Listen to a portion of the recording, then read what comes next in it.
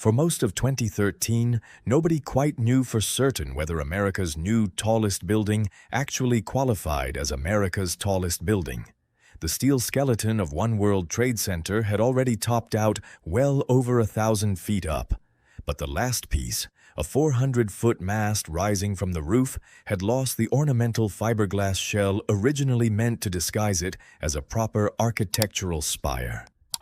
Without that shell, an independent board of skyscraper experts had to decide something oddly bureaucratic with genuinely enormous stakes.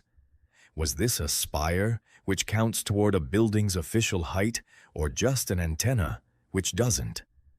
Stick around, because that argument over 400 feet of steel is really an argument about everything this building had already survived just to get built. A security crisis, a legal war with insurance companies, and one of the most contentious architectural fights in modern American history. The tower exists because of what happened on the site 15 years before construction even began. On the morning of September the 11th, 2001, hijackers flew a commercial airliner into the north face of the original World Trade Center's North Tower. The building burned for just over an hour and a half before collapsing. Debris from that collapse ignited fires in the neighboring 47-story World Trade Center 7, which later collapsed after those fires burned uncontrolled for hours. Coordinated attacks that same morning killed nearly 3,000 people in New York, at the Pentagon, and in a field in Pennsylvania. The original North Tower had become the tallest building in the world as it neared completion in the early 1970s.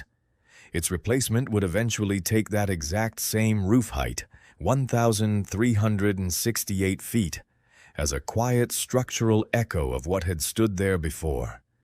Rebuilding turned out to be legally complicated before it was even architecturally complicated.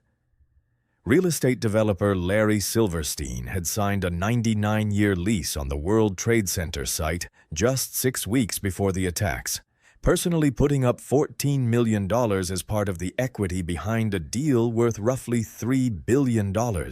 That lease gave him both the right and the obligation to rebuild, but it also dragged him into a years-long legal fight with the insurance companies that had covered the original towers. The core argument was almost absurdly technical for something worth billions of dollars. Did 2 hijacked planes hitting 2 separate towers count as one insurance event, or 2? A jury eventually ruled it both ways for different insurers, some liable only for a single payout, others for double. And by the time the insurance fight was finally settled in 2007, the total payout had reached roughly $4.5 billion. Meanwhile, the public argument over what should even be built ran just as long. An initial round of redevelopment designs, unveiled in 2002, was rejected outright by public reaction. A second competition drew genuinely strange proposals. Architect Norman Foster suggested 2 connected triangular towers designed so their glass could catch the light and, from certain angles, visually resemble the ghost of the old skyline. Another team designed a pair of white lattice towers meant to evoke absence and presence at once. The competition was won in February 2003 by Polish-American architect Daniel Libeskind, whose master plan, called Memory Foundations, arranged the site's buildings in ascending height around the original tower's footprint and centered on a single skyscraper with a deliberately symbolic height. 1,776 feet, honoring the year of American independence. Libeskind's win didn't settle much, though. Silverstein felt the competition had been unnecessary in the first place and brought in his own preferred architect, David Childs of Skidmore, Owings and Merrill, to actually design the tower itself, even as Libeskind remained the nominal master planner for the site. The 2 men clashed almost immediately.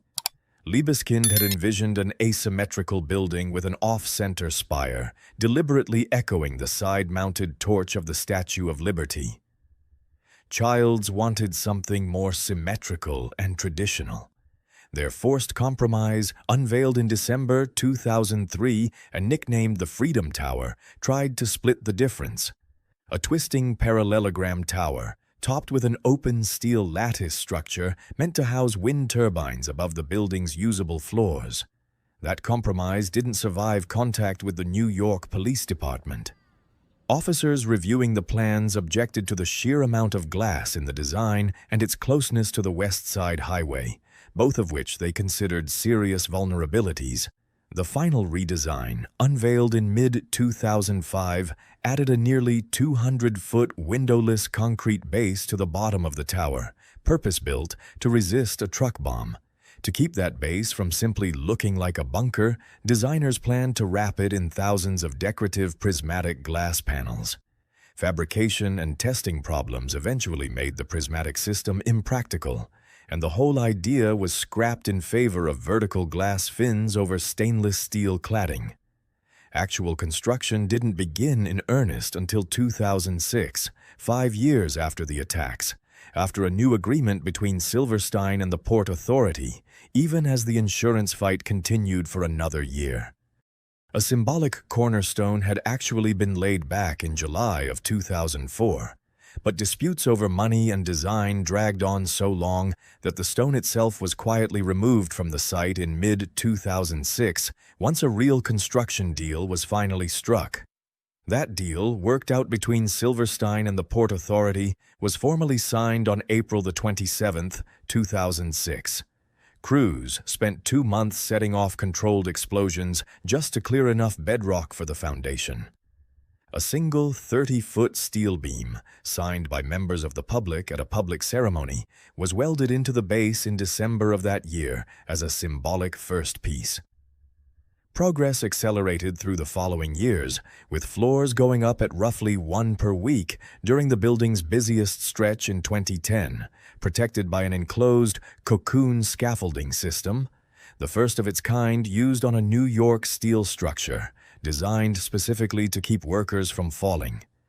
By April of 2012, the rising tower had surpassed the roof height of the Empire State Building to become New York's tallest building by roof height. 2 months later, President Obama visited the site and left a short handwritten message of encouragement on a steel beam that was later hoisted to the very top of the building, which brings the story back to that 400-foot mast. The building's steel structure officially topped out in August 2012 at its symbolic roof height, but the final piece, the slender spire meant to carry it up to its full 1,776 feet, was still being fabricated in Quebec. It arrived in sections that winter and was installed piece by piece, with the last segment finally lifted into place on May 10, 2013. The catch was that the spire's original design had called for it to be wrapped in a sculpted fiberglass shell, clearly marking it as an architectural feature rather than plain equipment.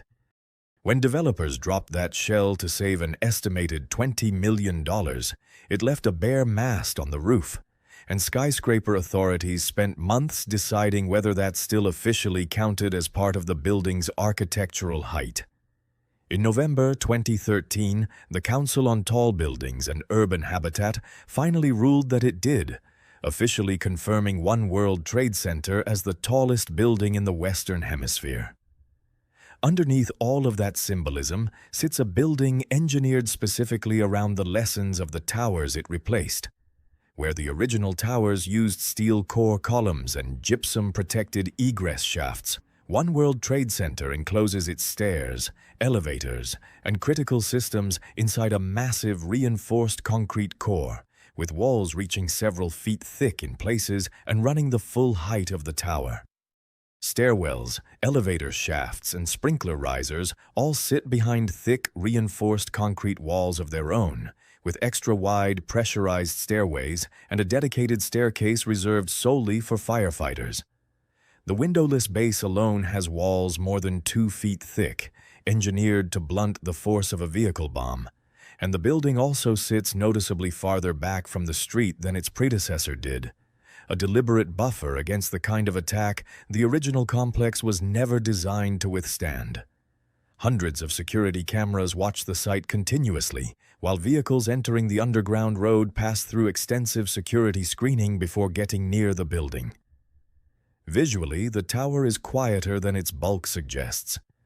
It rises from a 200-foot square base, nearly identical in footprint to the original towers, then gradually chamfers its corners back as it climbs, turning a simple square into 8 long triangular faces that twist the building into a rough octagon at its midpoint before tapering to a glass parapet at the top, rotated 45 degrees from the base below. From most angles at street level, the effect is a tower that looks like it's constantly changing shape as you walk around it, even though not a single floor plate is actually curved. Above that fortified base, the tower holds more than 70 floors of office space, a sky lobby partway up with its own cafe and meeting spaces, and an observation deck spanning the top 3 floors that draws millions of visitors a year. Admission originally priced at $32 a ticket. Its very first committed private tenant, years before the building was finished, wasn't an American company at all, but a Chinese firm leasing space for a planned business and cultural center. Media publisher Condé Nast later became the building's anchor tenant, signing a lease reportedly worth around $2 billion over 25 years. Somewhere along the way, the building quietly dropped its politically charged Freedom Tower nickname in favor of the plainer One World Trade Center, partly because real estate agents believed a plain street address would simply be easier to lease than a name carrying that much symbolic weight. The building also leaned hard into sustainability, at least by the standards of a super-tall office tower. Roughly 4/5 of its construction waste was recycled. Rainwater is captured and reused in the cooling system, and the original sustainability plan included one of the world's largest building-scale fuel cell installations, rated at roughly 4.8 megawatts. The tower earned a gold rating under the LEED Green Building Standard, a notable achievement for a building whose primary design brief was above almost everything else, survivability. The building wasn't without its own accidents and embarrassments. Investigations later found dozens of construction-related injuries across the World Trade Center redevelopment site, including more than 30 that were never formally reported to federal safety regulators, and at least 2 worker deaths tied to the project. Security had its gaps too. In 2013, 3 men illegally parachuted off the still unfinished tower and evaded capture for months. And in 2014, a 16-year-old simply walked onto the site through a gap in a fence, rode an elevator most of the way to the top, and reached the spire without being stopped, exposing serious gaps in a security system that was supposed to protect one of the most sensitive buildings in the country. Critics were divided once it finally opened. Some architecture writers praised its resilience and symbolism. Others found its fortress-like base alienating enough to nickname it the Fear Tower, and complained that its plain, mirrored form looked identical from every direction. Commercially, the building followed its own long climb toward full occupancy. The original Twin Towers had struggled with vacancies for decades before reaching roughly 96% occupancy by 2001. One World Trade Center also took years to fill, weathered a rocky stretch when its anchor tenant tried to shrink its footprint, and by 2026 had reached roughly 97% leased. So here's a question worth sitting with. This is a building shaped almost as much by insurance lawyers, police security reviews, and a fight between 2 architects as it was by engineers, built specifically to answer an act of destruction with something taller, safer, and more heavily fortified than what came before. Does that make it a genuine triumph, or does a building this defensive lose something of what a skyline is supposed to represent? Let us know what you think in the comments.